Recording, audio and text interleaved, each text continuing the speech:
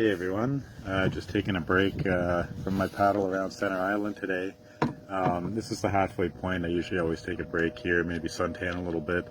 Um, I've been thinking a lot this morning though, because I've had a few conversations now about brain fog. A lot of people that they don't understand what it is, or they may have suffered it and not known. So I'm gonna explain my experiences with brain fog, while you guys can see the beautiful view here. Just quickly, that's Center Island there. Obviously, there's a CN Tower in the city behind it. There is Forestry Island, and then Center Island goes up a little bit further up there too. That's where the school is. So my experience with brain fog, I had it really bad about 6 months prior to diagnosis. The 6 months leading up to diagnosis was terrible for me. And when I get gluten, I get it bad. I get brain fog really bad. Now, it's not an actual medical condition. I've researched this quite a bit, and there is nothing that suggests it is a medical condition, but it is true. A lot of people suffer with it. The best definition that I found is it feels like you have zero clarity. You can't think straight, and things that are simple, that should make sense to you, they don't. This is how my experience went with brain fog. This is the worst situation I've ever been in, and it was right after glutening. That Sunday, it was about 2 years ago, and one Sunday I ate some dinner with gluten ingredients. This was just after my diagnosis. I made a mistake, honest mistake, and I got sick. Obviously, I get the stomach pains and the runs and everything else with it, but brain fog affects me a lot more than the actual stomach issues. So that Monday I was useless. I couldn't get out of bed. I couldn't, and if I did, I just got on the couch. My stomach was shot. But my ex at the time, she never really believed in celiac disease or glutenings or anything like that. So she kind of thought I was, just trying to get out of work and that kind of thing. She gave me a really hard time on that Monday. So I decided, Tuesday I'm going to go to work, keep everybody happy. And that's what I did. I went to work. I still shouldn't have, but I knew I couldn't drive. So I decided to take the subway. It was just a small job that I had for one of my clients, just off the Danforth. So normally, to take the subway, you go north, 6 stops, and then you take the subway east, and it's a couple stops, and I'd be there. Literally, it's like a 5-minute walk from the subway station. So I decided I got on the subway at Union Station, got up about 4 or 5 stops, and I was just so nauseous. I could not stay in the subway anymore. I decided to get out and walk. And I walked up to the Bloor station. It was about a 20-minute walk. I was feeling better. And I've taken the subway, hundreds and hundreds of times. I usually don't get lost.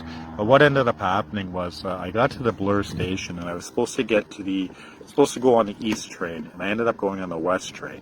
So you know what? Honest mistake. I wasn't feeling, that great. So I didn't beat myself up too much. But when I've really started getting scared was when I was in the subway going west.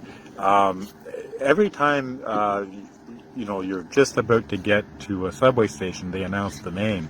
And I remember they said Bay Station is next. And I remember thinking to myself, why did they name Sherbourne Bay? Why did they change it? Now if there's 2 Bay stations, they're going to confuse the transit riders. That's brain fog. You don't understand what you're doing. The simplest things do not make sense. So after that, I blacked out, and I ended up about 45 minutes later at the end of the line. I remember one of the passengers there asking me to move, because I always stand in the doorway. I don't sit on the subway. I don't like sitting on any of the chairs on the TTC. So I usually just stand in the doorway. And I remember one guy saying, "End of the line," and I didn't want to look stupid, so I played, "Oh, okay, great." And I got upstairs.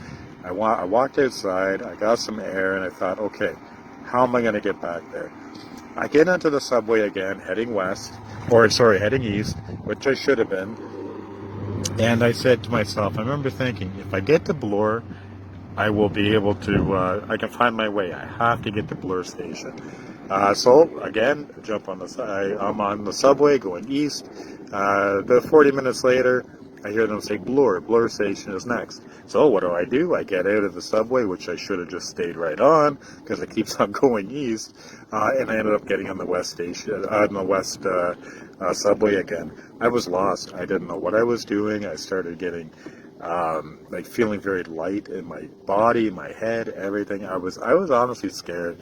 And by this time, there's another interchange subway that goes north and south a little bit further down the line. And I said, forget it. I'm just going to jump on that. I'm going to go home. Everything, I'm going to have to go home. I cannot deal with this today. And then I ended up getting on the wrong subway again. It was embarrassing. I got out on Avenue Road in Lawrence, probably about 30 kilometers away from where I should have been. And I had to call my friend and get her to come pick me up. And even then, I didn't know where I was. I thank God for Facebook Messenger. I was able to send her a location, and that was all I needed. And what really really put the nail in the coffin at the end of the day is when she came and she come to pick me up, and she says, well, where are your tools, Jeff? I didn't even bring the tools. After all of that, I would have got to the job and didn't bring anything with me. Brain fog is nothing to joke around with. If you think you have it, get checked out. If you get gluten and you get brain fog, please take care of yourself. It affects people in different ways. It affects me bad. It really hits me. And I know it does some other people too. So I hope this explains a little bit. I really hope you don't experience any of this. But if you do, I find, just for myself, I find that if you are experiencing brain fog, drink a lot of water and exercise. I find myself, if I do a lot of walking, even after glutening, as much walking as I can, it just speeds the recovery process up a little bit. Have a wonderful day, everyone. I apologize for the long message, and I really hope this helps somebody. Brain fog is nothing to joke around with.